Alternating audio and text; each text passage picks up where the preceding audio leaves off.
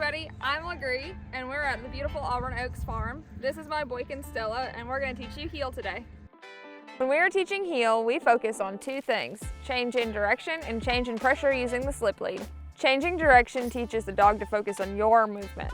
Using a slip lead helps create negative pressure when the dog is out of position, and releases that pressure once the dog returns to heel. Make sure when you're doing drills with your dog, you're not applying negative pressure with the lead while the dog is in the correct position. Doing so will contradict what we are trying to teach. We want to practice both inside and outside turns. Inside turns will be easier for both yourself and your dog at first due to the fact that you're cutting the dog off from where it's going. Outside turns will be more difficult, so make sure to swing your leg back, bumping the dog into position to help drive the lesson home.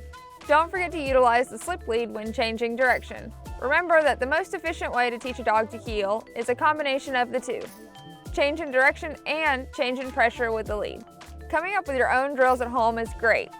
If you need a starting point, here are some different ones to help structure teaching heel. The box drill.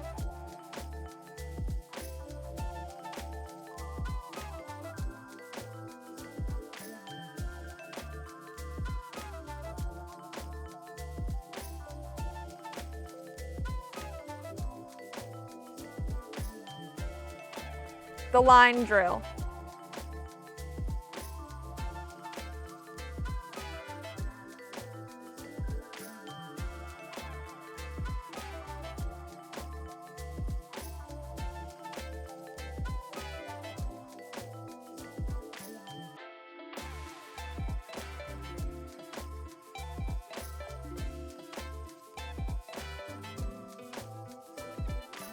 Figure 8.